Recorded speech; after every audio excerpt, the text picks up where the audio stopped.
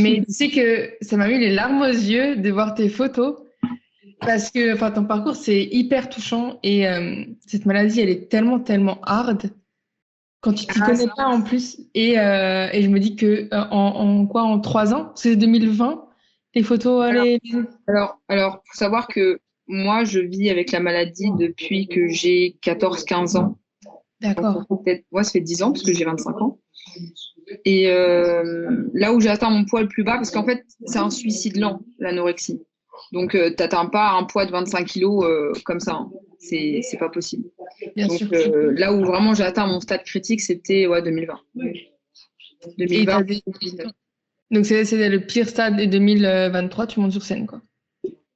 2023, je monte sur scène. Donc c'est extraordinaire quand même, comme parcours. Mm, mm. J'ai des frissons. Je pense qu'il y aura souvent, je vais être un peu comme ça parce que c'est toujours des sujets où je suis pas hermétique. Tu vois, c'est comme je te disais, on m'a souvent et même au-delà de ce que je pouvais imaginer, très très souvent contacté pour en parler et j'étais pas prête. Déjà d'une, j'étais pas prête et de deux, je me sentais pas légitime du tout d'en Ah ouais. parler. Et j'avais trop le côté encore émotivité décuplée pour pouvoir poser des mots sur mes mots MAUX et pour pouvoir vraiment éduquer les gens sur ce que c'est. Parce que si tu es toi-même encore un peu dedans, le pied dedans, et que tu as ton émotion qui prend le pas sur l'éducation envers les autres, bah, tu peux rien faire. Donc, c'était pas possible. Et Et moi, ça te bon permet d'être moment. objectif. Déjà, bon, si vous avez une petite introduction, c'est vrai que je commence pas comme ça le podcast d'habitude, mais déjà, bienvenue tout le monde. Bienvenue Tiffany. Bon, j'ai déjà dit, mais c'est un immense honneur, vraiment. J'étais trop pressée de commencer ce podcast-là. Je crois que je suis aussi super curieuse. Je pense que ça attise beaucoup la curiosité quand même. J'ai vraiment hâte de découvrir ton parcours. Et j'ai vu un peu les questions. Du coup, tu en as sélectionné quelques-unes. Donc, si je regarde un peu ici, pour ceux qui nous regardent sur YouTube, c'est parce que je recheck un peu les questions parce qu'elles sont très, très intéressantes, qui sont des abonnés du coup. Euh, et je crois qu'il y a une question, je trouve, qui commencerait parfaitement ce podcast. C'est à quel moment on peut parler de troubles alimentaires? Parce que tu me disais que tu as commencé à 14-15 ans à vivre avec cette maladie. Moi, j'aimerais savoir comment on peut, enfin, quand vraiment on tombe là-dedans, quand tu sais que tu tombes là-dedans. Moi, je pense, et maintenant avec le recul, quand je converse avec des personnes qui souffrent de la maladie, pardon, qui se posent même des questions, je pense que c'est déjà quand tu te questionnes toi-même sur ta relation avec la nourriture. Quand tu sais que tu as un comportement pas intuitif, parce qu'au départ, on mange quand même de manière assez intuitive, selon notre écoute, parce qu'on arrive à s'écouter, avant qu'on soit dicté ou érigé par ses parents qui nous composent des aliments types, tu vois, par le cadre familial, par la manière dont il y a une éducation autour de la nourriture dans ton plus jeune âge. Je sais que c'est beaucoup, beaucoup lié. Mais voilà, simplement se dire que, OK, tu réfléchis trop au prochain repas, ça devient obsessionnel. C'est vraiment l'obsession à travers ça, tout le temps y penser, tout le temps calculer, tout le temps anticiper. C'est cette relation-là qui commence un peu à partir dans les dérives. J'imagine, enfin, je sais qu'il y a plusieurs phases, du coup, dans les troubles alimentaires. Donc, toi, tu dirais qu'à 14-15 ans, tu es tombé d'abord dans une obsession, un peu des calories, tout ça. Est-ce que tu comptais déjà tes calories? Ou tu réfléchissais plus, comme tu disais, au prochain repas? Une notion de valeur nutritionnelle, de calories, je connaissais rien. Juste, en fait, tu te dis, ah, ça, visuellement, ça a l'air un peu plus gras que, je sais pas, admettons, tu vois, pas de carbo. Bah, tu te dis, si tu enlèves un peu ce qui fait le visuel, un peu gras, un peu grossier des pâtes carbonara, bah, la crème, tout ça, tu le vires, tu vois. Et tu te fais Ok. juste des pâtes avec du jambon, mais sans rien. Bah, tu sais, c'était de la suppression d'aliments à l'instinct, tu vois. Tu étais moins attiré par un visuel et tu supprimes. Enfin, moi, personnellement, c'était ça, hein, au début. Ou c'était avant, dans les réunions familiales, il y avait entrée, plat, dessert, apéro. Bah, il y avait ni d'apéro, ni de, je sais pas, de Monster Munch, tu vois, j'arrêtais d'en manger. Tous ces trucs-là. Et le dessert, j'évitais.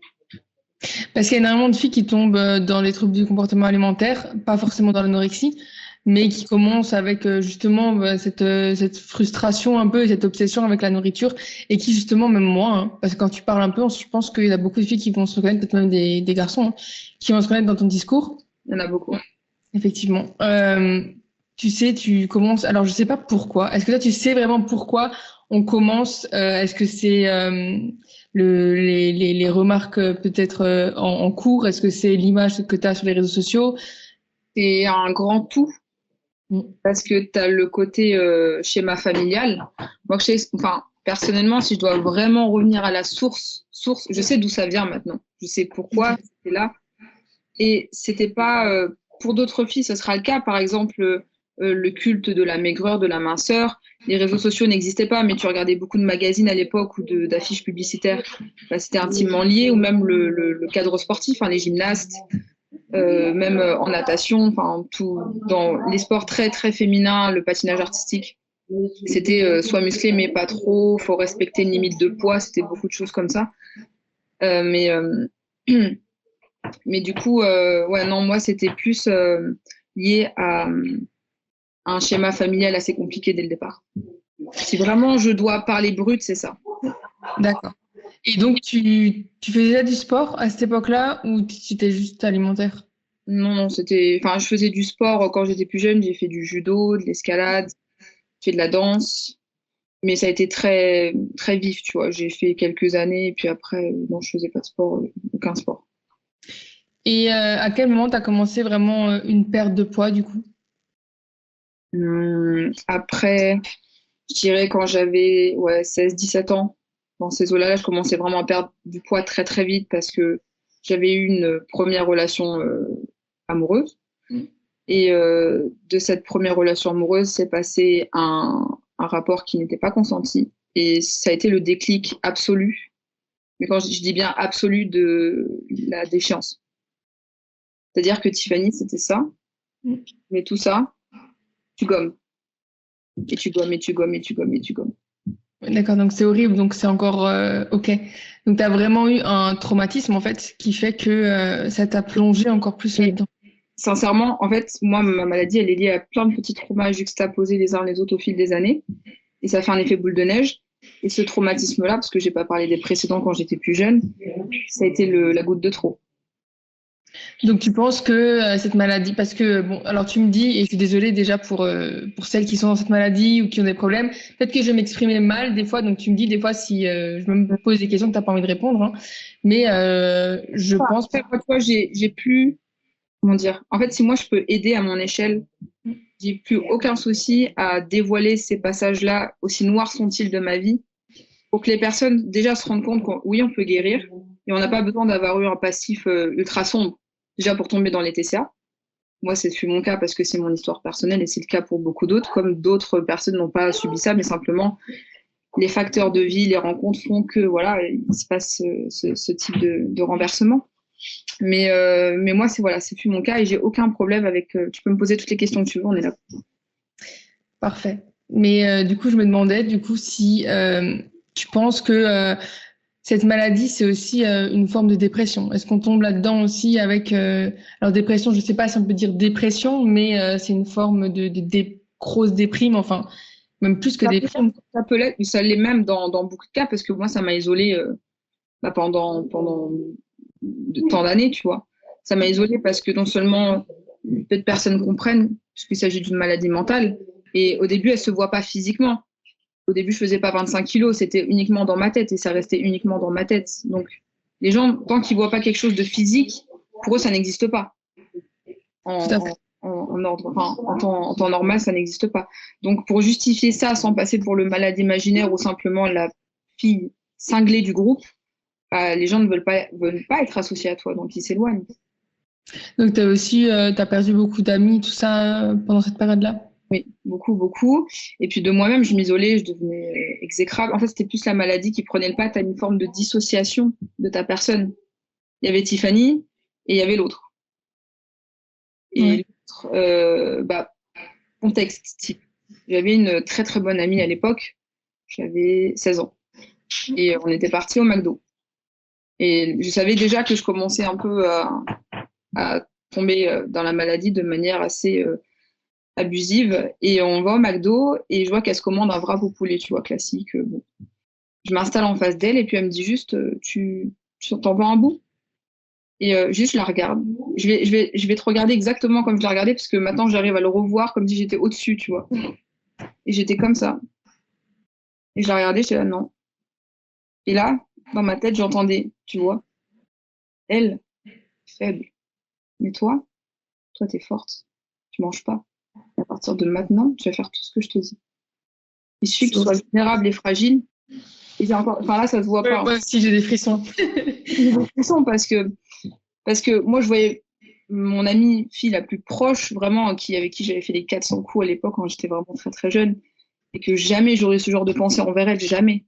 Mais là, c'était vraiment cette autre voix qui n'était pas la mienne et qui me disait, maintenant, tu vas m'écouter. Et on fera tout ensemble parce que c'est moi qui vais t'emmener vers un monde merveilleux, un monde de confort, un monde où t'auras pas mal, où tu pourras éteindre tout sentiment, où tu De pourras contrôle. éteindre toute douleur. Et en fait, c'est un pansement, en fait, c'est un leurre. T'as l'impression de contrôler, en fait. Je pense que enfin, j'ai l'impression que c'est beaucoup ça, cette maladie-là, où t'as besoin de contrôler cette partie de la vie pour donner peut-être l'impression que tu contrôles tout. C'est ça. Mais la notion de contrôle, tu vois, moi, je sais qu'elle est venue de. Bon, elle était censée participer au podcast, mais par pudeur, elle a pas voulu finalement. Mais c'est ma maman parce que. Donc, on est là pour parler de tout. Moi, dans mon parcours, je suis la dernière née de ma famille du côté de ma mère. Et je suis née en 98. Donc, ma mère, elle a eu un enfant aîné, enfin, ma sœur qui est née en 90. Et elle avait un fils qui est né en 94, que j'ai pas connu, qui était mon grand frère. Et il est décédé de la mort subite du nourrisson quand il était bébé. Donc, ma mère, sous choc émotionnel, est devenue sourde d'une oreille. Et moi, je suis née 4 ans après. Je vais enfin, je vais pas allonger, mais plutôt raccourcir l'histoire, mais mes parents ont divorcé parce que le deuil d'un enfant, c'est extrêmement dur pour consolider le couple. Donc, soit il y a une cassure, soit vraiment ça devient la fer de lance, tu vois, du couple. Et moi, on m'a fait comprendre, ou en tout cas, je sais pas si c'est moi ou dans mon inconscient, mais j'ai toujours senti depuis mon enfance que je n'étais pas légitime et que je prenais la place de quelqu'un d'autre. Et 4 ans après le décès de mon frère, j'avais pris la place de quelqu'un et que je n'étais pas censée être là et que si mon frère était encore là, je n'aurais jamais expérimenté la vie. Mais ça, tu l'as ressenti. Et on me l'a fait ressentir aussi dans beaucoup de choses liées à mon enfance. Et en fait, ma maman, comme elle avait peur que je subisse aussi le même sort que mon frère en mourant pardon, dans mon lit, j'ai dormi avec elle jusqu'à l'âge de 13 ans. D'accord, donc il y a un réel traumatisme aussi du côté de ta maman Ouais. et peut-être, enfin, De manière assez forcenée, tu vois, et moi, je me rendais pas compte puisque, bah, tu sais, quand t'es enfant, tu te calques un peu à ce que on te propose. Et moi, c'était ça, donc j'ai l'impression que c'était normal.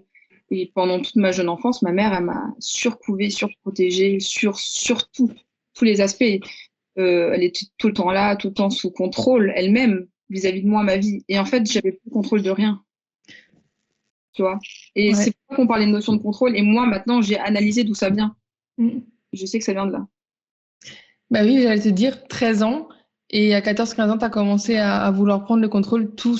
Enfin, c'est dingue comme en fait tout se lie. Peut-être que au moment venu, tu n'avais peut-être pas conscience de ça, toi. Non, du tout, du tout. Et puis même, tu vois, c'est pareil, c'est comme l'anorexie. L'anorexie, c'était mon confort. Et le fait d'être surprotégé par ta mère, c'est un confort aussi en soi. Mais ton subconscient, lui, il a envie de s'autonomiser dans la vie. Il a envie d'entreprendre des choses sans être lié à corps et âme à ta mère, même si c'est pour certains c'est jouissif, tu vois, c'est cool d'avoir ce genre de relation, mais des fois quand c'est trop, c'est trop. Faut un juste équilibre en fait. Et moi c'était trop. C'est vraiment la goutte d'eau. En fait, c'est comme je te dis, tout est équilibre. Donc la goutte d'eau qui a fait déborder le vase, c'était cette surcharge de contrôle. Et ma première relation avec un garçon, bah pareil, c'était la goutte de trop. Donc ça, plus ça, plus ça, plus ça, c'est que moi j'ai trouvé mon refuge vis-à-vis de l'anorexie. En fait, elle est arrivée au moment opportun. Est-ce que tu connaissais cette maladie déjà à l'époque? Parce que je sais à l'époque, donc quand tu avais 14, 15, 16 ans, il y avait des blogs, c'était l'époque aussi des blogs sur Internet. Ah, les pro-Anna, là. Ouais, j'allais vraiment en venir. Est-ce que tu suivais ça? Donc, je sais pas si tout le monde connaît ces blogs-là, mais c'est des blogs où on avait des sortes de conseils, des commandements, en fait. Les trucs comme ça, là, oui. Je savais que ça existait, mais alors, bizarrement, quand tu es anorexique, il y a une forme comment je peux dire ça, de rivalité entre nous, entre les anorexiques. Et moi, je jugeais beaucoup les filles qui, comment dire, s'étaient réfugiées là-dedans en donnant un nom à une certaine Anna, tu vois, et qui cherchait simplement à être maigre juste pour faire du mannequinat. Souvent, c'était ça, hein, parce que c'était ce critère-là de tu ressembleras à tel mannequin, tu feras telle couverture de magazine. C'était beaucoup de choses comme ça. C'était voilà, se montrer, être une hit girl des années 2000. Enfin, c'était souvent ça. Et moi, j'étais là, mais je me retrouve pas en fait dans ces anorexiques-là. Moi, c'est pas du tout pour ça que je vis comme ça et que je me complais aussi dans ça. Ah, d'accord, parce que là, ça me vient une question. C'était pas du tout pour le physique, du coup. Pas du tout. Pas du tout. Mais ça, Après, forcément, j'ai remarqué des liens assez étroits entre. Je voyais que plus je perdais de poids, plus j'avais des compliments, hein. Ça, c'est sûr. Perdre de poids au début, c'est tu t'as bonne mine. Non, ouais. mange pas, mais t'as bonne mine, tu vois. Ouais, non, c'est clair. T'as bonne mine, ça te va bien, ça t'allonge, tu peux tout porter, ce genre de commentaires-là. Et forcément, quand tu entends ça, déjà, la maladie, elle est contente, puis toi, tu te dis, finalement, c'est pas si mal que ça de se sous-alimenter. Puisque déjà, toi, tu cherches à trouver ta place dans le monde, et on te la donne parce que tu es sous-alimenté et que c'est joli à voir. Donc, autant rester là-dedans. Ouais, tu te complais là-dedans et les autres, ils te disent, bah oui, t'as raison, continue. C'est ça. Alors, quand t'es extérieur à tout ça, c'est vrai que c'est pas facile aussi tout le temps d'avoir les bons mots. Mais je pense que ça, c'est aussi un autre problème de la société, en tout cas en France, c'est que à cette époque-là, les femmes, c'était encore maintenant, hein, mais plus maigre tu es, mieux c'est. En tout cas, il fallait pas faire même 38. Enfin, moi, je sais que quand j'étais aussi adolescente, tout ça, c'était voilà 34, 36, c'était bien quoi. C'était la taille des pantalons qu'il fallait avoir. C'est ça, ouais, 36, 38, et encore 38, faire Ouais, attention. C'était hop là, pas trop, parce que. ouais, exactement. Ouais, typiquement, oui. Et puis même moi, je me rappelle en sixième, dans les vestiaires, avant les cours de sport, on se toisait partout, les filles. La poitrine, le bas du ventre, parce que tu commences à avoir tes premières règles, donc forcément, t'es un peu plus ballonné, ton corps, il change. Il y a ce genre de choses-là aussi. Donc moi, je me rappelle que j'avais un peu plus de forme, j'étais un peu plus formée déjà, et mon rapport au corps n'était pas non plus, comme je t'ai dit, c'était pas foncièrement lié au corps, moi, personnellement. Mais c'est vrai que tu avais beaucoup de comparatifs. Je voyais certaines filles de ma classe qui avaient un métabolisme très rapide, donc elles qui mangeaient beaucoup. Et c'est là que les comparaisons, surtout que t'es pas non plus, tu sais très peu de choses sur la nutrition, sur tes dépenses, sur tout ça à cet âge-là. Donc en fait, tu te dis, moi je suis une merde, comment c'est que mon corps il fait pas comme elle? Alors que elle, c'est le top. C'est ce dont je rêverais. Donc comment ça se fait? Il y a quelque chose qui cloche chez moi, tu vois, puisqu'on n'est pas éduqué non plus là-dessus. En fait, on est éduqué sur presque tout, sur presque rien, et presque tout à la fois. Donc ça fait un méli-mélo d'informations, puisé à cet âge-là. Et je plains aussi foncièrement nos générations actuelles, parce qu'avec les réseaux sociaux, c'est. Déjà, moi, avec Skyblog et Tumblr, c'est compliqué, mais là. Effectivement, et en plus, c'est dans l'âge justement où on commence à se construire. De toute façon, le cerveau, il n'est pas encore vraiment construit. En fait, dans l'adolescence, hein, il se construit. Et c'est là où tu as tes modèles. J'ai toujours eu du mal à me faire des amis. Si on parle de construction, c'est-à-dire que moi, dans ma construction, dès mon plus jeune âge, j'ai dû maturer très vite, et j'avais beaucoup de mal à entretenir des liens assez forts. Et bon, après, j'ai envie de dire, les amitiés, elles vont, elles viennent à cet âge-là aussi, tu vois. Mais juste à me dire, j'ai une bande de copines ou j'ai une bande de copains, ou à telle heure, je peux appeler quelqu'un ou envoyer un SMS pour dire, écoute, on s'aide à faire nos devoirs, ou des trucs con. On sort, on va à la Micaline. Enfin, tu vois? Tu ne te sentais pas à ta place. Non, non, non. Et puis même, je m'ennuyais beaucoup. En fait, les gens m'ennuyaient. Et les gens m'ennuient toujours aujourd'hui un peu. Parce que en fait, il me faut, j'ai 5 secondes, tu vois, d'attention. Et si dès ces 5 secondes, tu m'as pas captive, c'est fini, hein. Et je suis très honnête quand je dis ça, parce que c'est pas à tort envers la personne, ou c'est pas une énergie négative que je veux renvoyer. C'est qu'en fait, vis-à-vis de mon vécu, j'ai plus le temps là. J'ai perdu trop de temps, donc j'ai plus le temps. Donc maintenant, faut y aller et j'ai besoin de pertinence dans ma vie, j'ai besoin de mouvance, j'ai besoin d'avancer. Mais ça, c'est aussi un peu mal vu niveau société, tu vois, de ne pas sortir tout le temps, de prendre soin de sa santé en tout, en fait, que ce soit mental ou physique, et vraiment savoir dire non, c'est mal vu. Moi, comme je savais pas dire non à ma maladie pendant très longtemps, au bout d'un moment, je dis non à tout le monde. Bon, là, oui, parce qu'on se retrouve toutes les deux, mais typiquement, oui, moi, je suis plus typée casanière. Parce que j'aime mon mode de vie, j'aime mon rythme de vie, je m'y complais très bien et de temps en temps, oui, j'ai envie de sortir, même si ma jauge de sociabilisation, elle est très restreinte. Mais pour autant, j'ai l'impression que, comme l'adage qu'on sort souvent avec notre petit groupe, c'est small circle. C'est un petit cercle, mais à la fois un cercle grand et fort et solidaire et on sait qu'on s'élève les uns les autres, tu vois. Et c'est ça qui compte, c'est le plus important. Et puis aussi être sélectif sur ce qu'on regarde, qui on fréquente, à qui on parle, est-ce que ça nous apporte quelque chose de positif? Enfin, moi, je sais que maintenant, je suis beaucoup plus à l'affût sur ça. C'est extrêmement important de ne pas vider ses batteries parce qu'en fait, le temps qu'on a à apporter à quelqu'un, c'est une des valeurs, les plus grosses valeurs qu'on a, toi, de donner son temps à quelqu'un. Le temps, c'est quelque chose que tu ne peux acheter. Ouais. C'est la valeur première. En soi, on dit toujours, ah, j'aimerais avoir des journées de 36 heures, j'aimerais avoir plus de temps pour. Mais le temps, tu l'as. Tu as tout savoir ce que tu en fais. Est-ce que tu veux faire quelque chose de concret pour toi ou pour les autres? Si t'es une personne de nature généreuse, et moi, c'est mon cas aussi, tu vois, je sais que pour le peu de personnes qui entourent ma vie, je ferai tout, je donnerai tout. Mais parce que je l'ai choisi, parce que je le veux. Si je veux, là, maintenant, je coupe l'appel et j'appelle une amie parce que je l'ai décidé, parce que j'ai décidé ce que je veux faire de mon temps. Tu vois, pour arrêter de dire cet adage, j'ai pas le temps. Mais si tu l'as, c'est juste que tu sais pas quoi en faire ou que tu sais très bien, mais que t'as pas l'envie qui est en toi et qui brûle, tu vois. De mettre en action. J'avais une autre question qui me venait là, comme on parlait de contrôle avant. Est-ce que tu penses... Du coup, comme je te disais, moi, à aborder que c'est assez compliqué de se répondre sur. Je sais très bien comme ça, t'inquiète. On parlait de contrôle du coup avec ta maladie. Enfin, est-ce qu'on peut dire ton ancienne maladie? Tu te sens complètement guérie de ça? Complètement. Et ça, c'est depuis peu en fait. Parce qu'on y viendra, mais j'ai beaucoup de choses à dire sur se sentir guéri à 100%. Ouais. Parce que ma prépa est intimement liée à ça. Ma prépa, je l'ai pas fait pour un classement. Qu'est-ce que j'en ai à foutre du mon classement? Mais vraiment, je l'ai pas fait du tout pour ça. Dans 2 ans, je reviendrai pour tirer un classement. Mais cette fois-ci, c'était pas du tout le cas. Donc, on en reviendra après ta question. Ouais. Mais ça peut être très, très intéressant d'en parler, je pense. Bien sûr, tout à fait. De toute façon, on va en parler.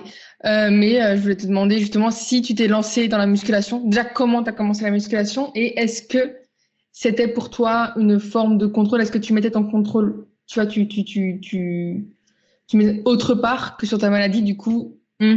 Est-ce que c'est pour ça? Tu comprends ce que je veux dire? Ce que tu veux dire. En fait, moi, au début, pas bodybuilding, parce que bien sûr, on fait la dissociation toujours entre body et muscu. Ouais.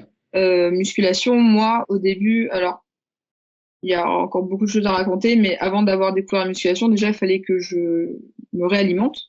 On était toujours en confinement, donc j'avais acheté plein de matériaux sur le Bon Coin, dont des petits poids de 500 grammes, parce que j'avais repris, je crois, toute seule, j'étais à 25 kilos plus bas, j'avais repris 5 kilos, je crois que j'étais montée à 30, 31. Oh, c'est horrible. Quelque chose comme ça. Et j'avais acheté si tu veux, je t'enverrai des vidéos, parce que j'ai encore des photos. Ouais. Et mon compte Instagram, je l'avais créé à ce moment-là, d'ailleurs, parce que je faisais des élévations latérales en tenant ma poignée de porte. Je me penchais un peu et je filmais des trucs comme ça, mais complètement dans ma chambre qui était toute petite. Et j'avais acheté tous les 2 laviers. En fait, j'arrive même, enfin, c'est vrai que c'est un peu flou parce que j'arrive pas à me rappeler typiquement comment j'ai su qu'il fallait faire ça, tu vois, ou en tout cas, comment j'en suis venue à me dire, ah, ça va être la muscu, tu vois, qui va m'aider. Je savais juste qu'il fallait que je fasse un sport qui élimine les calories que je recommençais à consommer. Parce qu'au début, moi, c'était surtout compensatoire. Hein. La musculation, moi, c'était pas pour but d'être qui je suis aujourd'hui. C'était vraiment, ok, on mange, mais je dépense derrière. Donc, c'était, je me lève à 7h, toujours chez moi. Je me lève à 7h, je prends ma crème de riz, donc j'avais, je crois, 20 grammes, un truc comme ça. 20 grammes, des fruits rouges, et j'ai même pas de beurre de cacahuète, je crois que j'avais une sauce zéro. Voilà, on retiendra pas ça, hein. Et après, j'estime à peu près ce que ça faisait, parce que j'avais supprimé tout ce qui était finesse pâle, tout ça, parce que bon, j'avais quand même fait des mini pas vers la guérison malgré tout. J'avais quand même la bonne démarche, mais tu sais, c'est toujours un peu reculant. Tu fais toujours 2 pas en avant, 4 pas en arrière, c'est un peu bancal. Et ensuite, j'allais faire, j'avais 2 barres parallèles, je faisais de la calisthénie, abdos, relevé de jambes, je faisais des planches pendant 2-3 heures. En fait, jusqu'à mon prochain repas. C'était ça jusqu'à mon prochain repas. Donc du coup, je contrôlais toujours tout. Parce que certes, je remange, mais je dépense derrière. Et en fait, c'était je mange le matin, séance de muscu jusqu'au prochain repas du midi. Mon prochain repas, c'était à 16h. Donc de midi à 16h, je faisais du sport dans ma chambre. De 16h à 18h, je faisais du sport. Mais tu vois, j'avais toujours mes repas entre. Sauf qu'en fait, je prenais rien parce que j'éliminais tout. C'est un cercle vicieux, quoi. Oui. Mais à la fois, j'avais ce côté-là de me dire, il faut quand même que je fasse bien dans cette nouvelle pratique que j'apprends au fur et à mesure, tu vois. Parce que tu es toujours dans le perfectionnisme. L'anorexie, c'est aussi une maladie de perfection. Il faut que tu atteignes cette perfection de contrôle.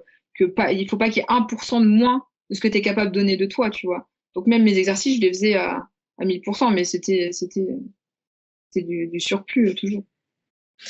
Je pense qu'on a vraiment du mal quand on est extérieur à ça de se dire que on a une voix dans la tête, tu vois, qui te dit vraiment fais ça, fais-le comme ça, non, t'es obligé, t'es une merde si tu fais pas, tu vois.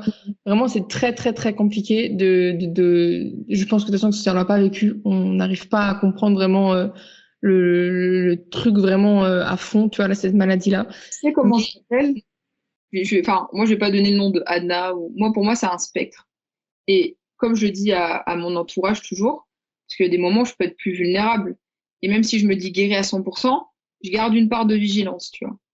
Et le spectre, tu vois, on parle là, il est là, il est là, mais il fera rien. Parce que moi, j'ai tellement barricadé, j'ai tellement travaillé sur moi, je me suis tellement introspectée et je sais quoi faire et quoi mettre en place pour pas tu vois, qu'ils reviennent me bouffer.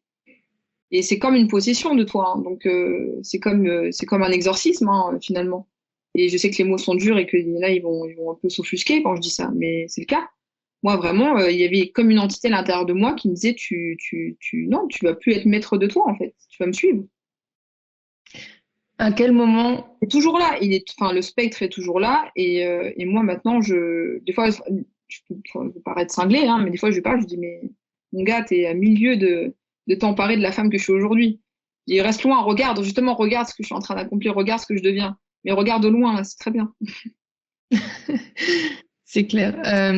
À quel moment ta famille, elle a pris conscience en fait que tu développais peut-être une maladie? Alors, comme je te l'ai dit plus tôt, j'ai perdu mon frère et j'ai aussi perdu mon papa quand j'avais 6 ans, D'accord. qui est décédé d'un cancer, un cancer du foie. Donc, moi, j'ai vécu essentiellement avec ma maman. Mm. Et c'est aussi pour ça que ça a été très, très, très dur pour elle, parce que je vivais sous le même toit qu'elle. Et elle comprenait pas, en fait. Elle comprenait absolument pas, parce que elle a été éduquée dans une façon où on n'a qu'une vie. Et ce qui signifiait, on n'a qu'une vie, donc il faut profiter de la vie, il faut manger, il faut être très épicurienne, c'est vivre, quoi, bouffer la vie, comme on dit, pas seulement bouffer pour le côté essentiel, de se nourrir, de pouvoir se mouvoir, mais juste profiter, quoi. Et donc elle comprenait pas. Pour elle, comme on dit, il suffisait juste que je mange. Mais elle en a pris conscience physiquement, quand ça se voyait, ou déjà avant? En fait, c'est plutôt, nous on habitait enfin moi j'habitais à Toulouse avant et on était dans un petit village excentré. Et moi, comme j'étais hyperactive, donc je faisais du 60 000 pas, 70 000 pas par jour. Oula. Ok. Et déjà maintenant, je me rends compte à quel point quand tu vas en faire 15 000, c'est long. Je me dis, mais où? Mais Tu vois, comme quoi, on a le temps de tout, mais. ce qui est assez fascinant, c'est que tu te rends compte que tu as une force herculéenne quand tu es atteinte de cette maladie. Enfin, la mentalité, quand j'étais ancrée dans ma maladie et la mentalité, par exemple, pour faire une prépa, mais ça n'a rien à voir. Et moi, je tombais de très haut d'ailleurs par rapport à ça. Parce que du 60 000, 70 000 pas, mais pour moi, c'était que dalle, hein. Je pouvais monter plus haut. Et au début, c'est monté crescendo. Je faisais du 20 000. Et après, la voix te dit, bah, tu as réussi à faire 20 000, demain, tu fais 25. Tu as réussi à faire 25, demain, tu fais 35. Et tu sais, c'est même plus tu as fait 35, bah, tu feras 60 000, tu vois. Ouais, Et ça monte. tu les fais. Mais tu sais, tu les fais, c'est comme ça. Et tu Et ressens pas la fatigue? non, à aucun moment, j'ai ressenti la fatigue. À aucun moment, j'ai ressenti une quelconque fatigue. Et c'est ça aussi qui me fascine aujourd'hui, c'est que bah, en prépa, j'étais tout le temps fatiguée et je pouvais le dire. Sauf qu'en fait, tes émotions, là, elles sont tellement éteintes, mais pour de bon, que tu ressens ni haine, ni amour, ni désolation, plus aucun sentiment, quel qu'il soit. Rien. Même envers toi, j'avais même pas de pitié pour moi. Parce que la maladie, elle n'en avait pas pour moi, puisqu'elle me conduisait vers la mort. Donc en fait, tu es en mode pilote automatique. Mais là, c'est le vrai. On parle de pilotage automatique quand t'es en prépa, mais quand t'es dans la maladie, ça, c'est encore autre Ouais, chose. c'est un autre level parce que là, on parle, enfin, c'est même ton corps n'envoie plus de signaux en fait. Non, mais mon corps, il s'auto-dévore aussi. Donc là, c'est que la tête qui prend part et t'applique et tu suis. Et c'est pour ça que ma mère, elle comprenait pas parce qu'en fait, elle voyait sa fille se dégrader, mais en même temps, quand elle me parlait, c'était pas moi. Et elle savait très bien que quand j'étais au cours d'un rituel, que ce soit mes dépenses caloriques ou mon sport, il fallait pas intervenir. Il fallait pas me couper. Parce que je pouvais être tellement vénéneuse dans mes propos, tellement horrible qu'elle-même, elle voulait même plus interférer pour se dire, mais j'ai même pas envie d'entendre ma fille. Enfin, je vois ma fille, donc j'ai pas envie d'entendre ma fille me dire ces choses-là, parce que pour elle, elle arrivait pas à comprendre comment c'était possible. Donc au final, juste, en plus, j'étais majeure. Là où c'était vraiment difficile, j'étais majeure, donc bah, comme moi je consentais pas à me faire hospitaliser, parce que je me suis jamais fait hospitaliser, elle laissait faire. En fait, elle était complètement démunie, mais vraiment c'était démunie au possible, hein, elle savait plus quoi faire. Oui, seul, c'est pas Et, facile. et simplement, il y avait le voisinage qui lui disait, mais ta fille elle va mourir. Moi, elle me disait, tu vas mourir, sauf que ça fait ça. Hein. Mhm. Tu t'en rends pas compte. Oui. T'es dans un déni total. Hein. Moi, j'étais juste omnibulée par tout le temps regarder mes bras, les mensurations de mes bras par rapport à la taille de mon pouce et de mon majeur.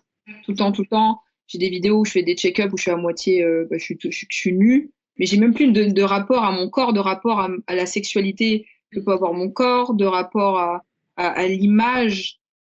T'as plus ces notions-là. Juste, t'es une chose, t'as un objet et tu t'auscultes en fait. Et tu te laisses disparaître jusqu'à ce que tu ne sois plus rien. Jusqu'à ce que tu deviennes poussière en fait. C'était ça l'objectif. Alors, on commence, tu arrives vers 14-15 ans, tu commences un peu à être obsessionnel avec ce que tu vois, les aliments qui sont plus riches. Mm.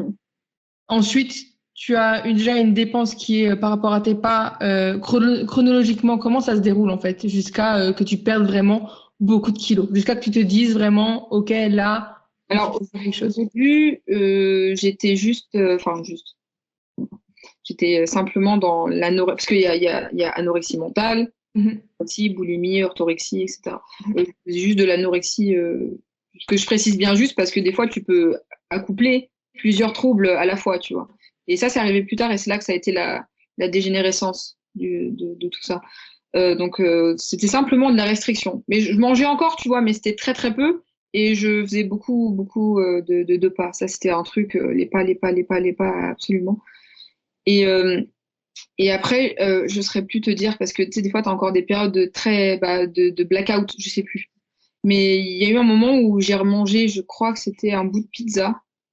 Et là, révélation. Genre, comme on parle de crise post-compétition, ce que souvent les gens vivent, bah là, c'était crise de boulimie, mais comme si j'avais ravivé la flamme de quelque chose, comme si mes papilles, elles se sont dit waouh, mon cerveau, il s'est dit waouh. Et là, d'un coup, mais c'était même pas je vais manger notre part, c'était je vais manger tout ce qu'il y a. Mais tout ce qu'il y a. Hein. Du surgelé, tout, tout, tout, tout. Et au début, je mangeais vraiment excessivement, je faisais de l'hyperphagie.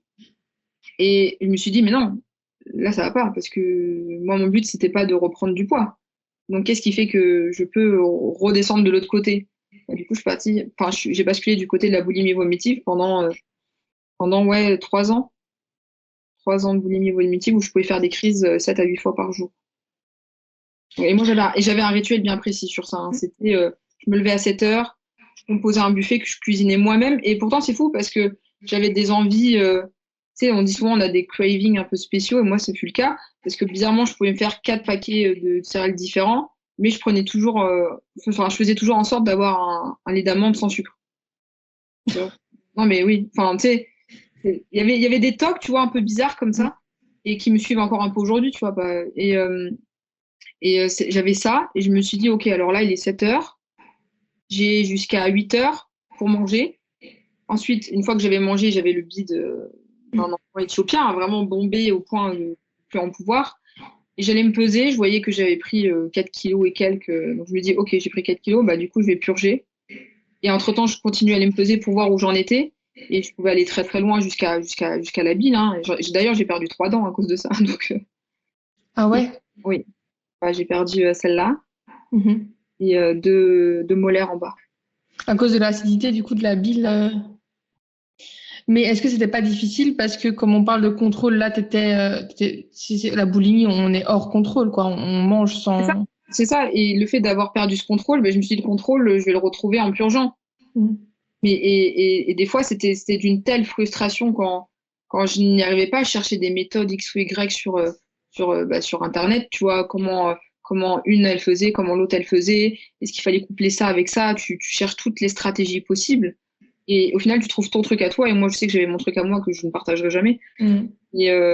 Mais du coup, j'avais mon truc et ça fonctionnait toujours. Et c'est là, par contre, que j'ai perdu énormément de poids. Et le plus étonnant, c'est que quand je suis tombée à 25, c'était la période où j'avais recommencé à manger, où là, le métabolisme, il s'est dit, ça y est, elle remange, eh ben, on va brûler 10 fois plus. Et c'est là que j'ai perdu beaucoup. Mais vraiment beaucoup, beaucoup, beaucoup, beaucoup. Ça fait comme une recharge, en fait.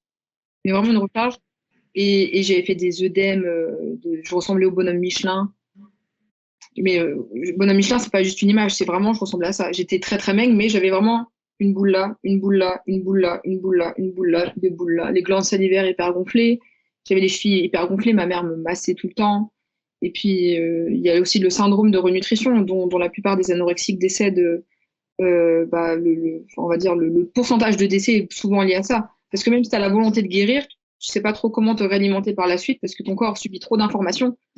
D'un coup, tu passes de rien ou même l'aspect de se purger, tu vois, c'est tellement hardcore à vivre pour ton corps que là, il se dit, mais attends, qu'est-ce qui se passe? Ton corps, il lâche et tu fais des crises cardiaques. Moi, j'ai eu beaucoup de chance c'est pour ça que je me qualifie et sans aucune honte ni sentiment de me dire j'ai un melon, tu vois, mais je pense vraiment que je suis une miraculée.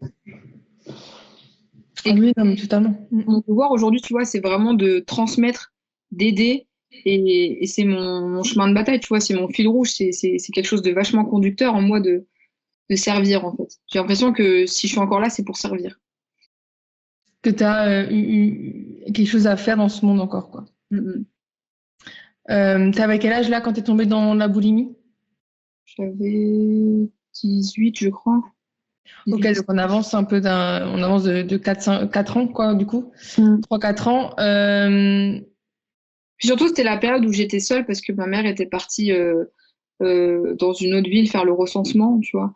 Et elle m'avait laissée seule à l'appart. Donc là, c'était banco.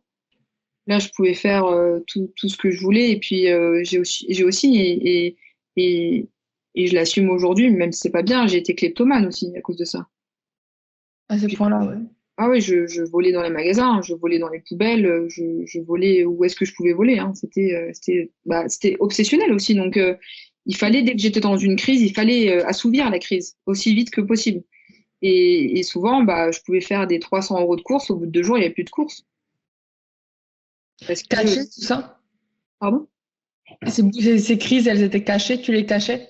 Tu Non, faisais jamais en public? pas du tout. Pas du tout? Pas du tout. Je faisais tout le temps, partout, sans aucune honte. Parce que, en fait, j'avais déjà perdu tout le monde. Moi, dans mon subconscient, j'avais perdu en soi mon frère, parce que pour moi, je prenais la place de quelqu'un. J'ai perdu mon père. J'ai aucune relation quelconque avec d'autres personnes de ma famille, puisque c'est vachement, voilà, c'est très, très bancal et il y a eu beaucoup de décès dans ma famille aussi. J'ai plus mes amis. Donc, en soi, pardon, j'en ai à foutre de ce qu'on peut penser de moi. c'était moi et la maladie, et c'était assouvir ce que la maladie voulait pour moi, et pour moi, c'était quelque chose de positif, donc tu le fais. Mais tu arrives dans un moment où limite tu es très très égoïste. En fait, tu te vois que toi, ta maladie et tes pulsions, quoi. C'est ça?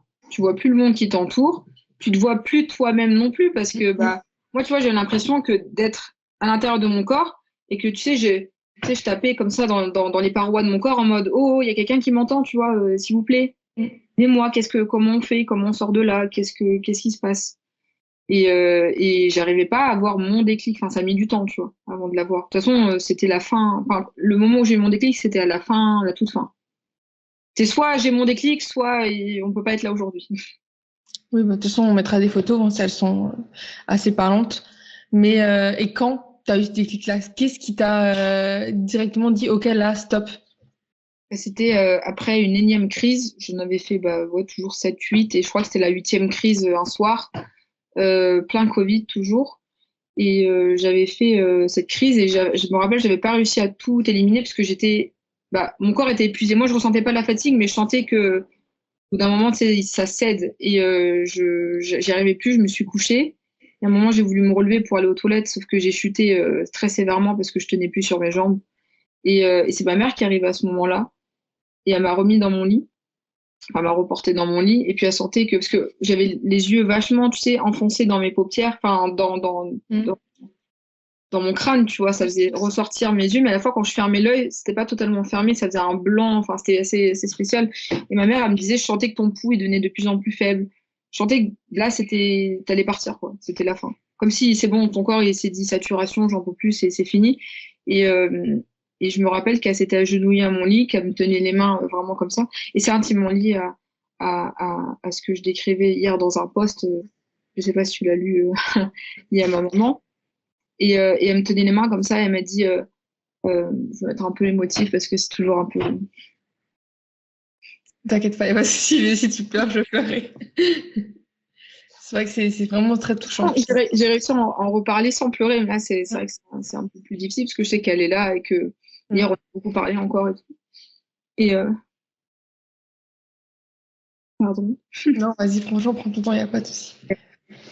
Elle me tenait les mains et elle m'a dit, écoute, s'il te plaît, ma puce, il ne reste que nous deux, donc s'il te plaît, je t'en supplie, ne m'abandonne pas. Mais tu sais, c'est pas arrivé de suite, mais en fait, moi, je me sentais vraiment partir et ce que je décris, c'est que bah, j'avais l'impression que comme on parle d'une lumière, tu vois, quelque chose de vachement attrayant qui t'attend, qui t'attire. Et je voyais toutes les couleurs très saturées. C'est-à-dire que les couleurs de ma chambre, tout était rouge vif, tout était vert, comme si mon cerveau avait une réaction chimique, tu vois, à l'état de mort qui m'attendait.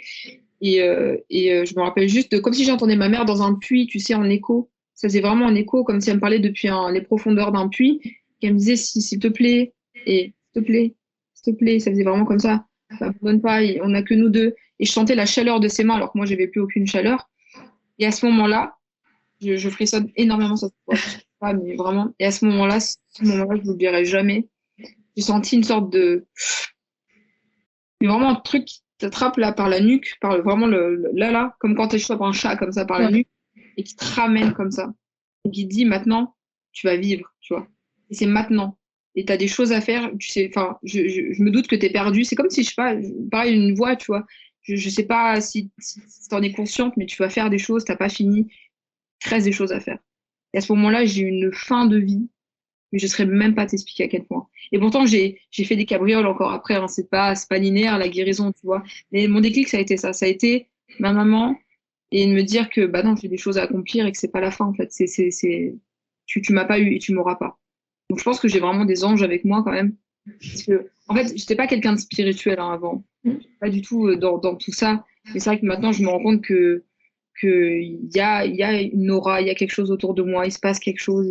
Et c'est aussi pour ça que je dois, tu vois, il y a un devoir que je dois accomplir et qu'il faut que j'apporte mon aide. Et je sais la souffrance que c'est pour beaucoup de gens. Euh, et à mon échelle, c'est aussi frustrant de ne pas pouvoir aider tout le monde parce que c'est vraiment un souhait pur et dur de ma part d'être là partout pour tout le monde tout le temps. Mais comme on le dit, il faudrait il faudrait que je me démultiplie à foison. Mais Mais c'est vrai que ma mère, c'est une femme mais tellement incroyable. Elle-même, elle mériterait un podcast tellement elle aura des choses à dire sur sa vie et sur son parcours. Mais, euh, mais je la remercie du fond du cœur pour ça, tu vois. Et avant d'aller sur ta guérison, est-ce que tu ressentais de la haine contre ta maman, contre même la vie en général? Tu avais cette forme de haine qui te nourrissait ou pas? Ma mère, je leur ai voulu un peu parce que, alors à la fois oui, non, parce que finalement, ça, je mets beaucoup de guillemets, hein. Mm. C'est dû à elle-même la perte de son fils, parce qu'elle a jamais pu faire le deuil de mon frère, qui a fait qu'elle est ce qu'elle est, et ça reste une maman, tu vois, qui est déjà une maman qui n'a pas vécu ça, protège déjà son enfant normalement. Mm. Donc, une maman qui vit ça, bah forcément, c'est toujours c'est excroissant, tu vois, c'est beaucoup plus proéminent. Et sur ça, j'ai fini par avoir beaucoup de compassion parce que moi, je me dis, imagine, moi, je suis maman, il m'arrive ça, et peut-être que bah, j'aurais réagi de la même manière, tu vois. Faut pas trop juger ni trop savoir. Et donc, j'en ai voulu un temps, mais après, enfin, il y a tellement de prescriptions maintenant. Et puis c'est aussi elle qui a fait rebondir ce besoin de contrôle en cherchant à me sauver, tu vois. Mm. Donc, si elle comprenait pas, à cet instant-là, elle était là. Et si elle n'était pas là, au final, bah, peut-être que je serais pas là à te parler et à faire tout ce que je fais. Donc, tu vois, j'ai l'impression que c'est comme si on avait fait un circuit pour se retrouver, elle et moi, et que maintenant, tout roule. Oui, en plus, c'est une maman. Il faut pas oublier qu'avoir une maman, c'est aussi une humaine et que forcément, ben, Des erreurs. ouais, bien sûr, évidemment.